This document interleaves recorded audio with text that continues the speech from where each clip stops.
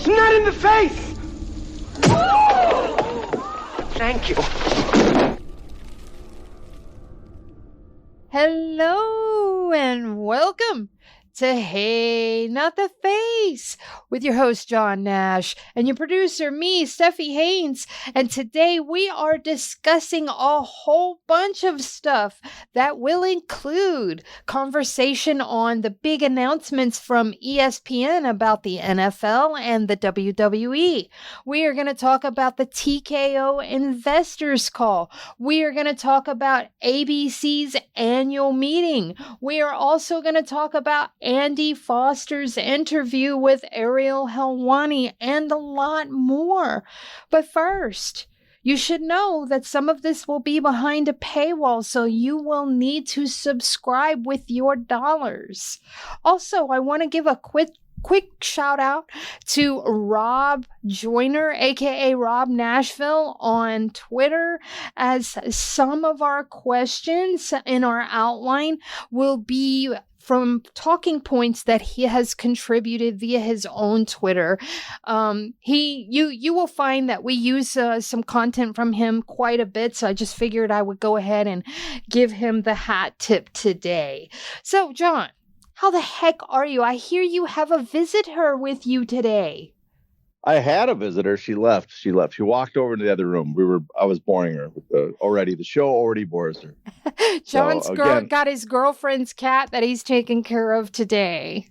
Again, yes. Until Saturday, until she gets back from LA. So I'm stuck with the cat. The cat's I appreciate the cat because my cat, the cat I inherited when Anita passed away, that cat hates my mom. The one that's at my place in LA.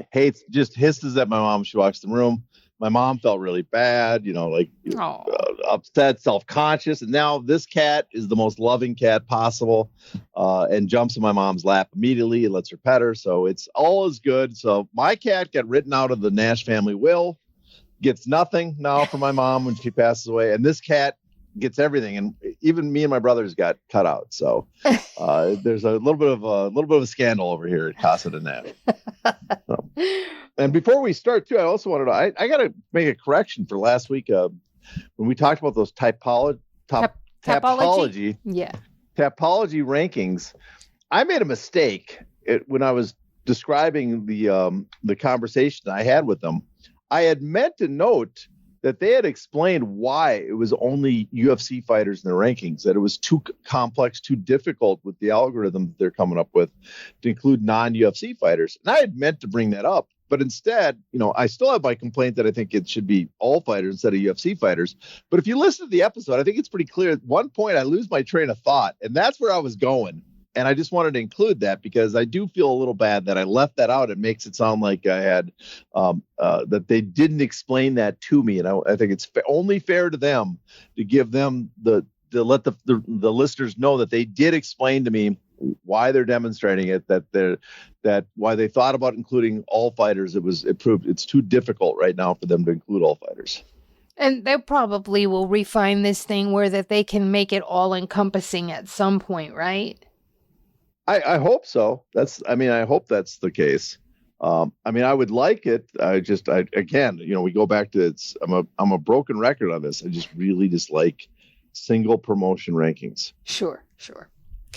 All right. Well, it's time to get down to brass tacks, and brass tacks is this particular episode.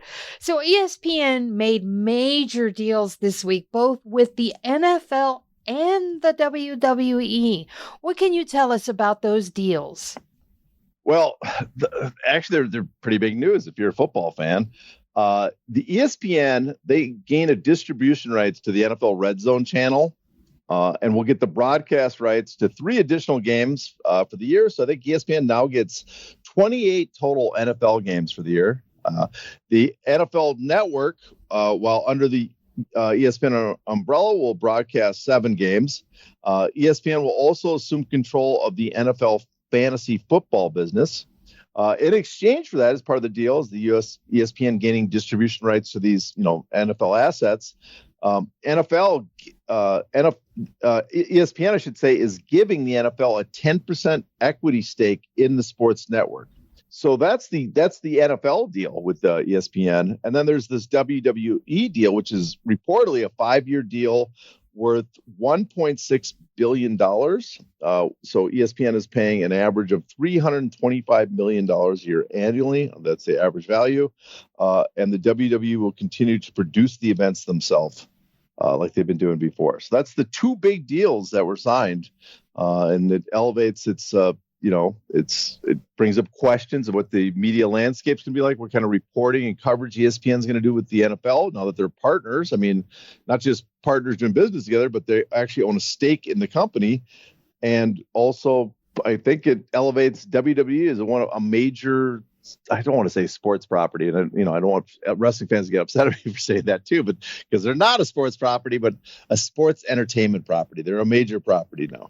Are you surprised that ESPN is putting an entertainment property on its network, considering that it's been a sports-only medium since its inception?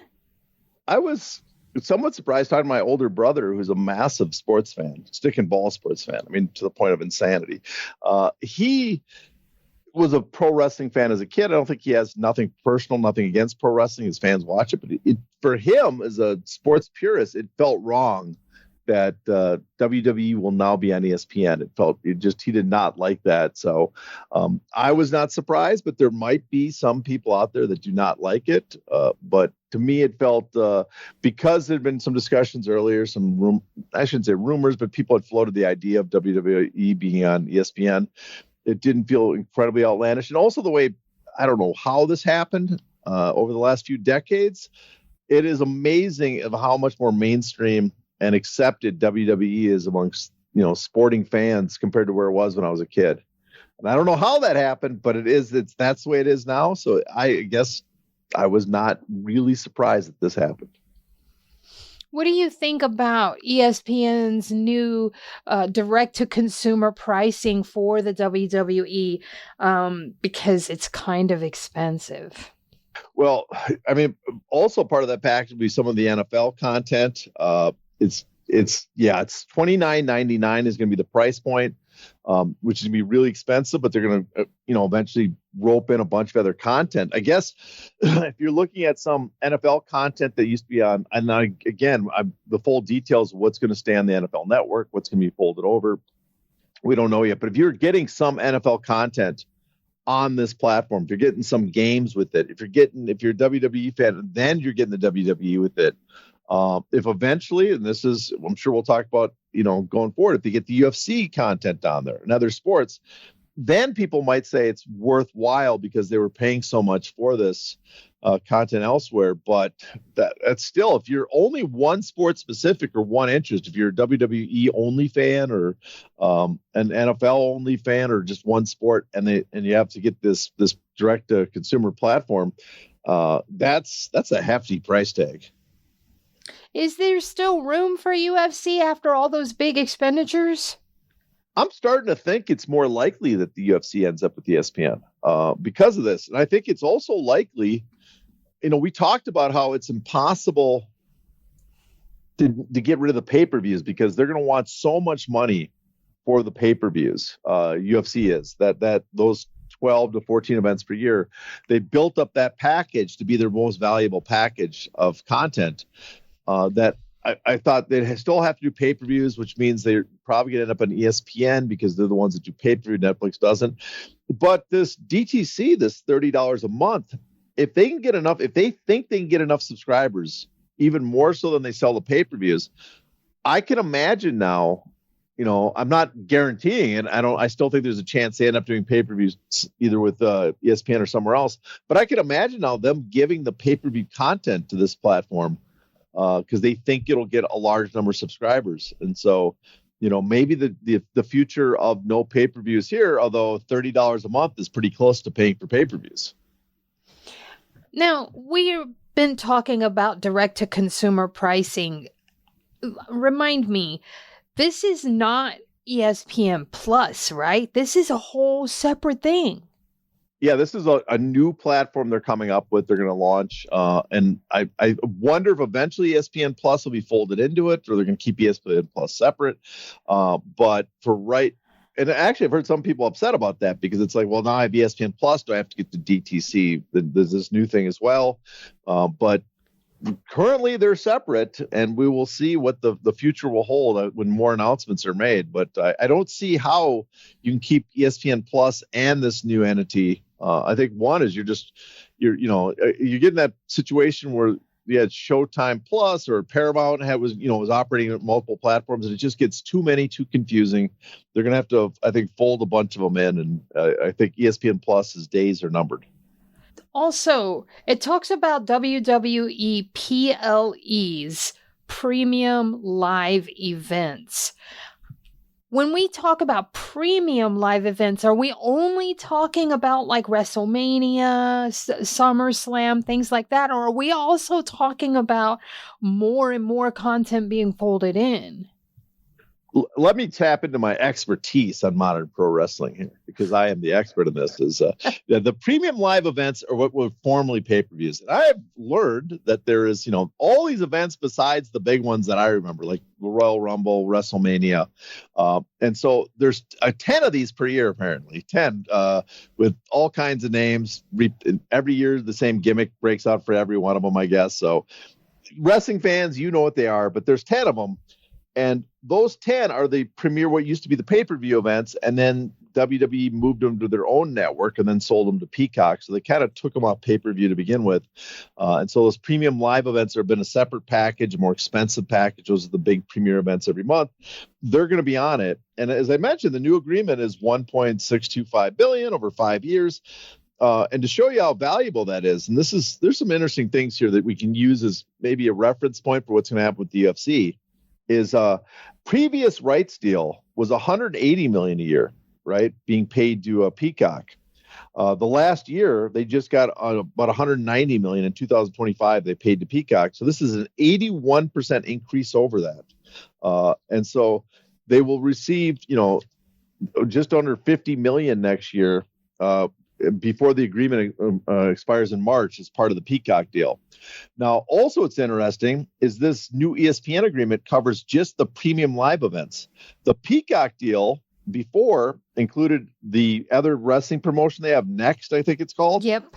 And their archives it had and a lot of non-scripted content. That is not included in this deal.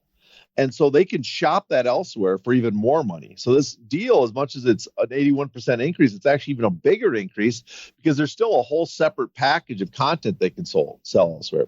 Also, it's interesting to note that apparently Peacock offered $275 million.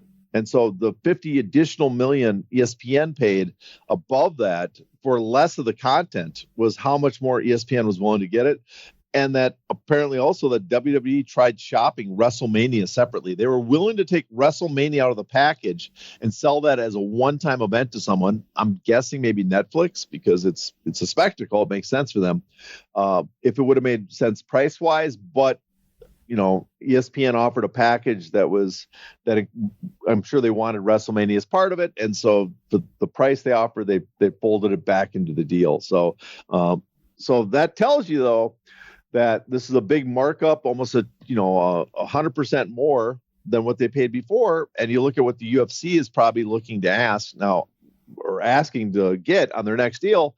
They might get a big step up on their pay-per-view prices because people are sports content starved. Although not starved for boxing, apparently, and that's a whole nother discussion, but they're sports content starved and they're willing to pay large amounts of money, still continuing this bubble, this sports bubble everybody talks about, pay so much more for sports content because people are willing to watch it live. When you say sports content, I know you have your big, heavy air quotes, right? Well, I forgot to put the air quotes there. I did not air quote the WWE either, but yeah, we really shouldn't count. But WWE is the same type of, it's everything like a sport, except for the fact that they're not actually competing in an actual sport. Yeah. Now, ESPN has been signaling that their preference may be to go with Zuffa Boxing over Top Ring. Do you think that's going to be the final nail in the coffin that kills the traditional boxing model?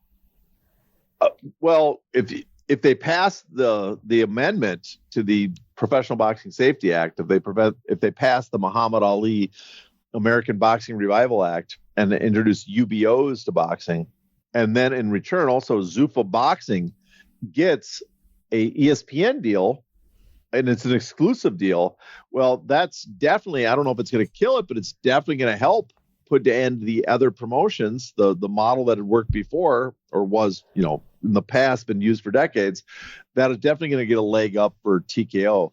And that's something we got to watch for. Now, ESPN supposedly does not want to have an exclusive deal. That's been the rumor. They want to work with multiple promoters. They want to make pitches to promoters and say, what's your best fight? We will put that on. We don't want them stuck like we did with Top Rank, where we gave you the keys. But at the same time, if this is true that they're going to give this to Zuffa Boxing, sign a deal with them, I think it indicates, one, is the leverage that the UFC, or I shouldn't say the UFC, TKO has with their multiple properties. If they end up giving a deal to TKO or Zuffa Boxing and it's exclusivity, it's exclusive to them and it doesn't allow any other boxing promotions, well, that tells me that they were concerned or pressured or whatever, however you want to phrase it, by the fact that they want WWE on their ESPN platform, and they also want the UFC up probably. And if they get those, then I'm guessing if all of them end up on ESPN, I'm guessing TKO used that leverage to make sure they could exclude any other boxing promoter.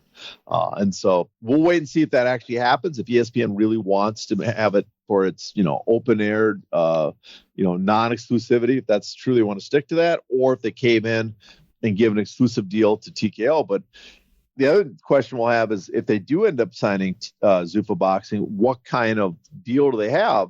Because if the other, promoters are struggling to get good deals, good TV deals right now, and Zuffa Boxing has one with ESPN that has a lot of support because they want to keep TKO happy with their other products, and they also got a lot more money from the deal than the other boxing promoters. That's another leg up they will have on the other promoters. They will have money to spend. They'll have the Saudi money.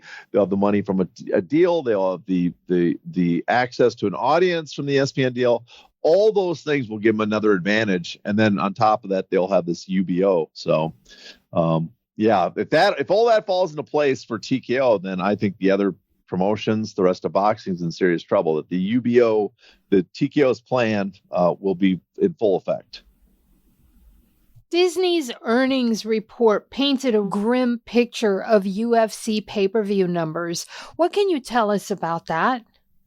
Well, grim might be a little harsh, but what it did say is, from the Disney earnings report, they said that ESPN paid UFC less money in quarter 3 of 2025 than quarter 3 of 2024 because of lower average buys per event. So, we don't know what those exact numbers are, but we shouldn't be surprised. The rumor, and we've talked about it on here at length, is that ESPN hasn't been happy with the pay-per-view sales, that they've been lower. One thing this does, though, it does confirm that there is some sort of contractual remedy, some contractual step in the contract between ESPN and UFC, that if they didn't reach certain benchmarks, the price could actually go down. We were not aware of that. It was a set price with a tier model that went up every year by an incremental amount, but apparently they failed to reach their benchmarks. And because they did that, the price actually went down in pay-per-views. And so that tells us, one, is that they're not selling as many pay-per-views as we suspected. The rumor from, us talking to fighters and stuff, people that get pay-per-view points, talking to other people in the industry, was that these pay-per-view sales were not that impressive. But we also knew that because they were not booking the biggest fights. For years now, they let Francis Ngannou go. John Jones sat injured for a long time, then came back to fight Miocic, who is ancient at that point, and everybody was no longer interested in the fight. We have Conor McGregor has never come back. They let Nate Diaz leave. They have not done much. In fact, they don't seem to put much effort at all into making sure they retain the biggest draws. So it's not surprising that pay-per-view sales are down, but it also indicates, and makes you wonder what the next deal is going to be like. And it makes me suspect maybe that the possibility that them getting rid of pay-per-view and putting it on this new ESPN platform for a flat fee is a possibility. I don't know yet, because who knows what the price is going to be, but I think that is a possibility. One thing UFC has over ESPN, even though pay-per-view sales are down, and I'm sure ESPN's not happy about that, is that my understanding is a very large percentage of the ESPN Plus subscribers are UFC fans, that they've subscribed to it to watch UFC events and get the pay-per-views. And for that reason, I could see them cutting a deal to keep those pay-per-view content on some platform, because that would retain a large percentage or even grow that percentage of subscribers, and subscribers is what they want. And if they can get those subscribers to go up to a much higher price than what they're paying now, maybe they'll be more than happy to, increase the price of that pay-per-view package. TKO released their quarterly report. So how is the company doing? Can you give us a summary on that? Well, are we all shocked that they're doing very good? Would people be shocked if I said that? They this year, as they go through the TKO total, I'm going to go UFC first, and then I'm going to mention some stuff about WWE and IMG and stuff. But for TKO, or UFC, I should say, in the last 3 months, the last quarter two of this year, they did their total revenue was $416 million. We'll round up. Last year, for that same quarter, the first 3 months, their total revenue was $394 million. So they've gone up almost 21, a little over $20 million in revenue. So that's, again, they continue the revenue. We see in every category, media rights is up. Live events is up like 18 million from last year, or I should say, no, sorry, not up, but down 9 million from last year. That's one category that's down because, they had a big UFC 300 show. Partnerships and marketing, though, is up a lot, 24 million, and consumer products are about the same. So again, they're not doing, they've moved up incrementally better this year, slighter percentage. But their revenue margins, because their costs have gone down in some categories compared to what they are now, their margins are now like almost 59%, 57%, I think, for the year. So again, a solid, great year for UFC.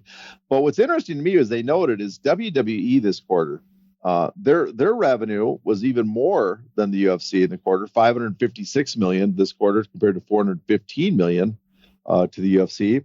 And that's an almost $100 million increase from last year. So massive increase. They got the WWE, these new media rights.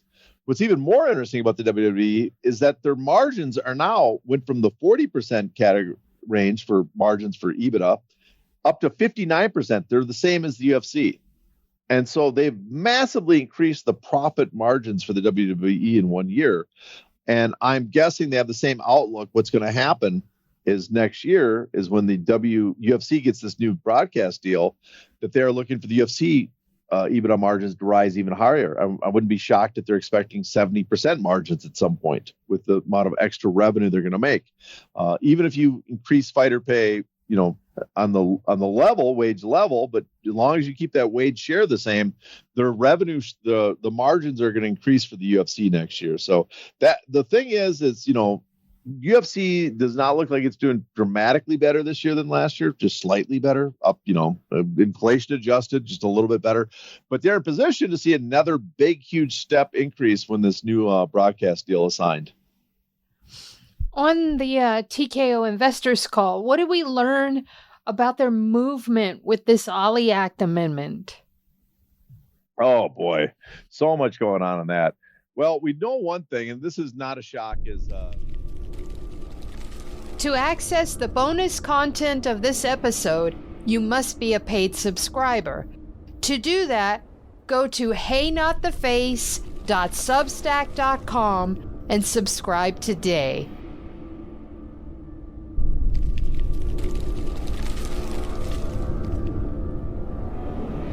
Ow! Ow! Not the face! Ooh! Ooh! Okay, the face!